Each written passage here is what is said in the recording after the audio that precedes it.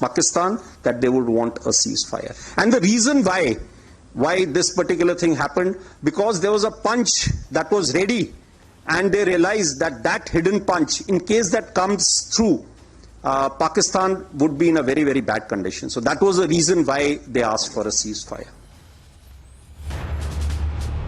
So there you heard the Indian Army has set the record straight. Colonel Shailendra Singh, defence expert, joins us on the broadcast. Colonel Singh, thank you so much for joining us on Republic TV on Forces First. And, this is something that we all know. We knew about the Turkish drones. We know how China has been the so-called all-weather ally, but we do understand it was using Pakistan as a borrowed knight, and it was like a live laboratory, sir. And also now, this is a axis of terror, axis of evil, so to speak, that India is now battling. How big you think is the challenge? Yes, India did prevail over them, but from here onwards, what are the lessons we are learning, and what is the approach that our forces should take now?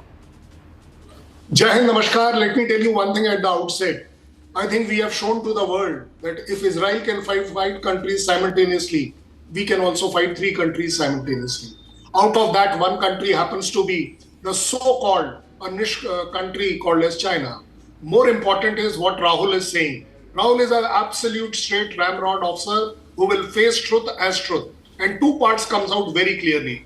We should be very sure about it. Any conflict with Pakistan will always be supported by China, Turkey or XYZ, somebody or the other. So we will have to always cater for that. We will have to plan for that. Coming down to the next level of it. China, whether we are a live lab or whatever lab, they are increasingly realizing that India has something which can defeat all 3 of them. You kept providing the live vectors and threat, and we did our job and came back also. You couldn't stop us. Bigger worry is Turkey. Giving drones is not the problem, but deploying the men to operate those drones is a matter of very grave concern. I think Rahul has brought out another thing very clearly. For our populated cities, we need to upgrade our air defense system, because future war, you will see Pakistan will be characterless the way it is to strike at our population center. I think I'm prepared to say even to that extent that we can take examples from the world. Let us concentrate that we have a war coming, and only then we will be prepared for it. If you think that war will not come, I think you will go wrong. Air defense is the requirement of the day. If you want to save your population, you want to save your industrial cities, everything is dependent on that. Striking, losing, losses, very minor part of it. Whether you lose 1 aircraft or 2 doesn't make a difference. But what matters most, when your civil population suffers the casualty. So I think Air Force, Navy, India, all 3 need to combine together, and the government and the will of people should be, let us spend that 1 rupee extra and come out with air defense, which is immediate and catering for the imminent threat. If you're going to wait that by 30 or 35, 2035, you'll be raiding with a better kind of air defense. Right. It may not moving correct. So please do it now. It is the need of the day. It is the need of the hour. Right, sir. Colonel Shailendra Singh, thanks so much for joining us with your insights on that story. Viewers, now we get you how this fight is only expanding. Viewers, a diplomatic flight created strategic turbulence in Ankara. Now, Air Chief Marshal A.P. Singh's visit to Greece, the pictures of his visit made Turkey nervous already. And as India and Greece draw closer, there are reports coming in of potential missile deal that have certainly set off the alarm bells in Turkey. The special visit has sent shockwaves across the leadership of Turkey, as Turkey and Greece have been engaged in a long-standing conflict. To remind our viewers, the visit aimed at enhancing bilateral cooperation in operations and training, marking a significant step in strengthening the strategic partnership between the 2 air forces, especially after what India did in Operation Sindoor and the role of Air Force. Now, there are murmurs of a potential missile deal between India and Greece. And of course, Turkey is not ready for it. And to give us more of a perspective and context to it, we have, in fact, our expert on this. But just telling you, viewers, there's something else that is also brewing in Dhaka. Ankara is making bold moves, viewers. Erdogan is trying to woo Bangladesh as well. As reports say that Turkey is trying to get closer to Bangladesh. And Turkey is eyeing strategic foothold in Bangladesh. How? Because according to reports, top Turkish defense official is heading to Dhaka with a high-level meeting lined up with Bangladesh's interim leader, Yunus. It's not just diplomacy, viewers, it's about defense, drones and deeper designs. Now, I have with me a former diplomat, Ambassador Deepak Vora, joining us on the broadcast. Ambassador Vora, thanks so much for joining us on Forces First once again. And, India went cold on Turkey during Operation Sindoor, the boycott. Now what we see that India is in fact turning up the heat on Turkey with, these back-to-back visits. We've seen Prime Minister in Cyprus, we've seen Air Chief Marshal in Greece. Now this talk about the missile deal, which is now deemed as a master stroke. And at the same time, you have Turkey cozying up with Bangladesh. Well, thank you very much, ma'am. Always a pleasure to be with you and to learn from you. I just heard what Colonel Saab was talking about in terms of the forthcoming war. I hope it doesn't happen. That's our job to prevent these things happening. As far as Turkey is concerned, let me go back for a second and tell you, ma'am, that you give us all the information about what is happening. Colonel Saab gave us a great and a brilliant analysis of why it is, of how it is happening, while we try and figure out why it's happening. As far as China is concerned, very, very simple. He doesn't care about Pakistan. He uses it as some kind of slave, and if a few slaves die in the process of whatever he's doing, it doesn't matter.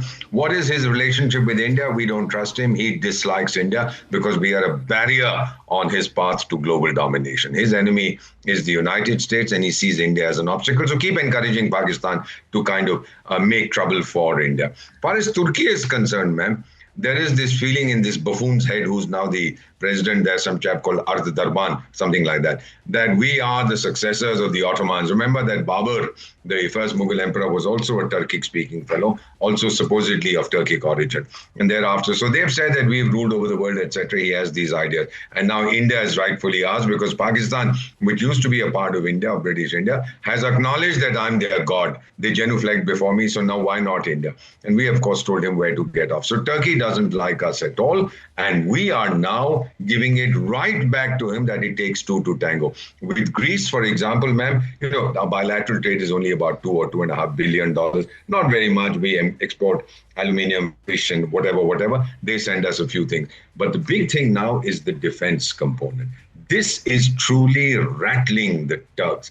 Otherwise, what do the Turks have to do with Pakistan? Except for the fact, initially the Pakistanis said, oh, guys, we are all Arabs. The Arabs said, get lost, you are not. Then said, oh, we are Central Asians. Central Asians said, go away, you are not. Okay, we are Turks.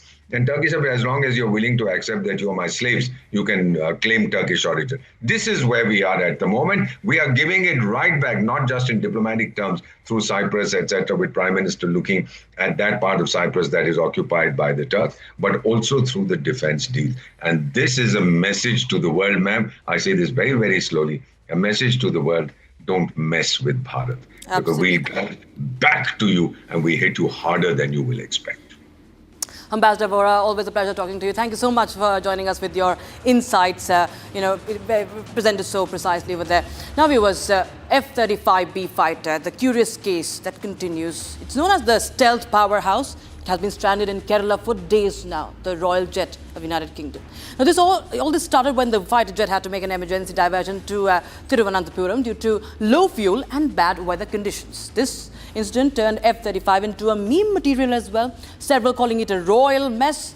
Now, grounded beast worth $100 million was unable to fly, despite multiple repair attempts by UK defence crews. And the exit plan is dismantling the jets wing by wing, bolt by bolt, so that it can be airlifted on a C-17 Globemaster back home. The incident has done more than stall air traffic. It sparked a serious debate. Should India really invest in F-35 aircraft? Of course, this is the F-35B. What US is offering us is the other variant. But a jet that promises stealth but is proving to be fragile raises many questions. Some call it one-off glitch. Others see this as a cautionary tale about over-dependence, viewers, on foreign tech. And we, of course, have to understand that India has a choice to make. Viewers, this is not the first incident. That's why we are stressing on this.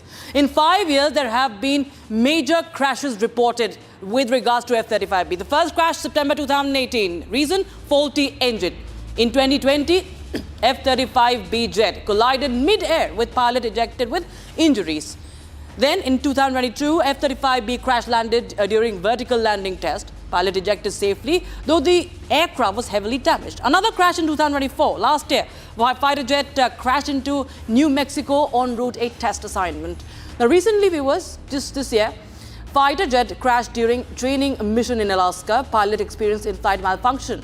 And the important part is that wherever it crashed, it was also found in time. Now, this has raised concerns. F-35B, talking about this particular aircraft, has seen frequent mechanical failures, recurrent hydraulic leaks, and engineer faults. Crashed 9 times in 5 years at least, a statistic that is clearly concerning. Another point is that in modern warfare, drones have proven more effective than the fighter jets, and this is the costliest fighter jet in the world. Viewers, we've seen the usage of drone in the Russia-Ukraine war with Israel-Iran conflict as well. So now, the question why we are talking about this is that the Trump administration, Trump himself, has been pushing India and many other countries to buy the F-35. Reason behind this? Competition with Russia. The US Congressional Research Service estimates India will spend $200 billion, 17 trillion rupees that is, on defense in the next decade. So Trump wants the US to secure a major share of this expenditure. So what other option India has, viewers, here other than F-35? This is Russia's Sukhoi, the Sukhoi 57. Viewers, we will talk about that. We will tell you, of course, why the Su-57 is important. But we also have a special guest joining us right now. Air Vice Marshal P.K. Srivastava, defense expert, joins us. Air Vice Marshal P.K. Srivastava, thanks so much once again for joining us on Forces First. So there's a lot of talk about F-35. It's called one of the deadliest, it's the most expensive, and we've seen Trump's sales pitch for the same. But, you know, there have been many faults in the F-35. There are many hidden troubles. And now this, of course, comes as a case in point what has happened in Kerala. Sir, you feel that India should not really go with the F-35? Rakshita, firstly, it's great being on your show. But let me tell you, I think we have turned lucky to see that site at Trivandrum. Because I had always said that, why do we need F-35? It's such a costly aircraft.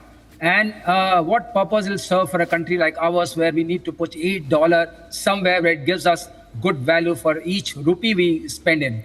And this money can be spent very wisely on our air defense system. So actually, this aircraft had, in fact, about 11 major incidents and 1 fatal. And the way this aircraft could not be retrieved tells that the generation of sortie, let's say we are in war situation, the aircraft's potency is known by the number of sorties it can generate per day. And that happens to be that you cannot retrieve it in so many weeks. So why do you need this kind of aircraft that you cannot really put into action again? So that is one point. Secondly, if you happen to buy this aircraft under some kind of political pressure, under some kind of geostrategic talk and all that, you will land up paying so much for each hour of flying. You will have come with, this aircraft will come with n number of strings attached to it because of ITAR, which is there. And your software, you will not know what software is there. It's a very software, very coded and very centric, software-centric aircraft.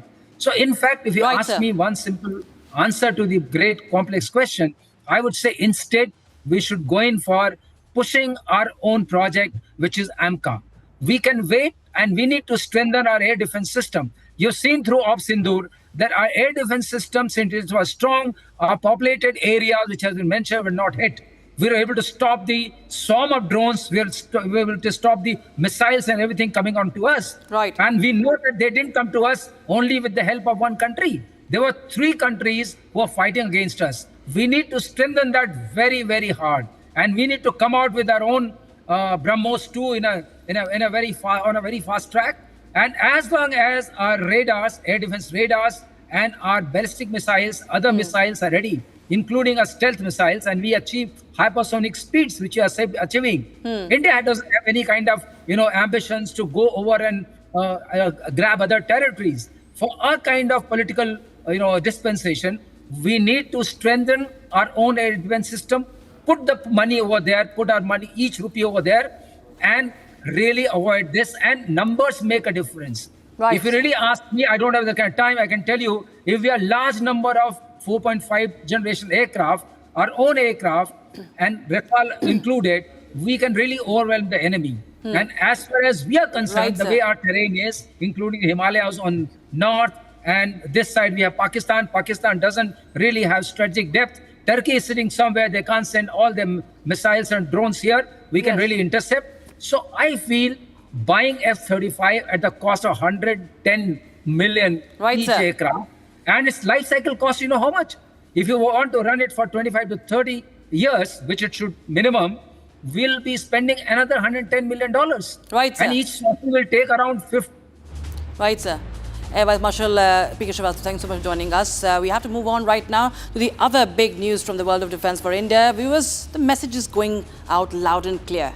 It goes 2,500 kilometers deep. We're talking about the Agni-V, once a nuclear deterrent. It's now reborn as a bunker buster. You heard this word, this phrase, during the Iran-Israel war. The DRDO now is developing a lethal indigenous bunker buster variant of the Agni-V missile, a weapon that could obliterate underground enemy facilities deep beneath the mountains, concrete bunkers and fortified command centers. What sets this missile apart, viewers, is not just its raw destructive power, but its ability to travel at hypersonic speeds estimated between Mach 8 and Mach 20. That's nearly 10,000 to 24,500 kilometers per hour. At such speeds, enemy air defense systems become virtually useless. By the time detection happens, it's already too late. Pakistan has another reason to be scared.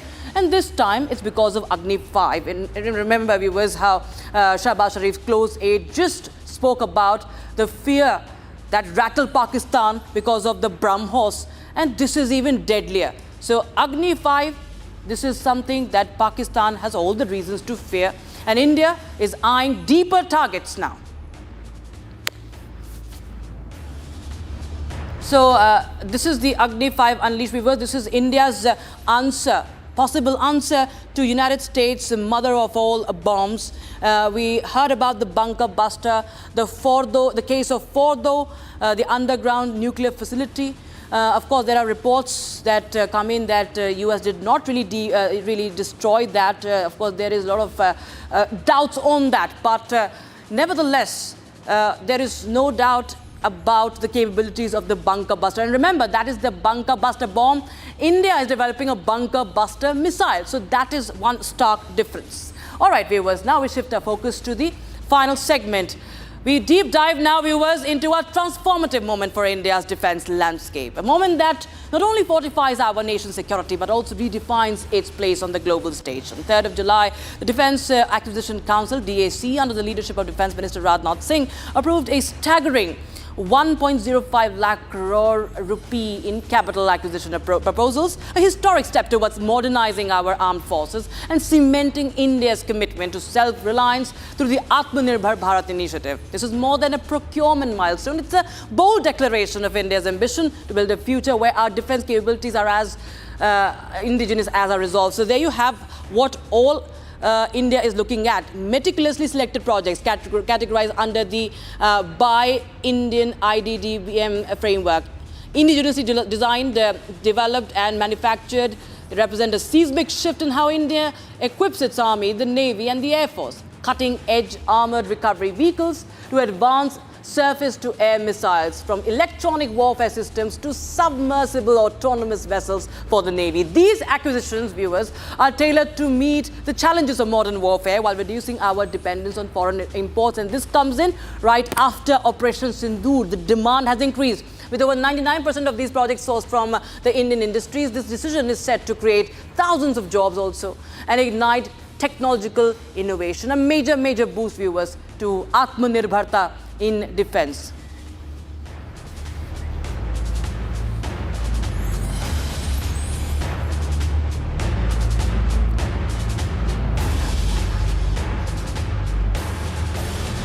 All right, viewers, with that, it's a wrap on this edition of Forces First. Keep watching Republic TV. Jai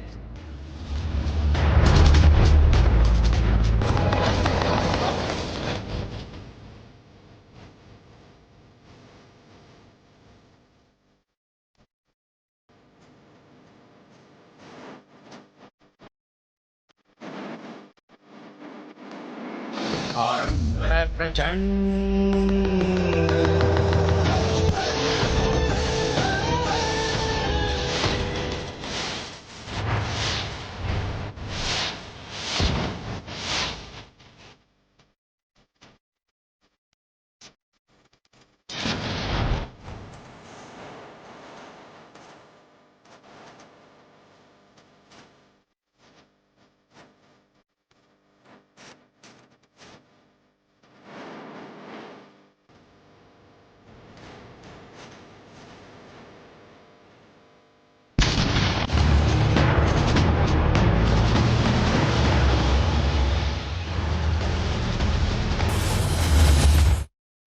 Powered by Century Ply Club Prime. रहो बेफिक्र। दादी के हाथों का जादू और खुशबू से महकता घर, माँ की मुस्कुराहट और खाने की सुगंध। MDH गरम मसाला, क्योंकि हर रिश्ता है स्वाद से जुड़ा। केसरिया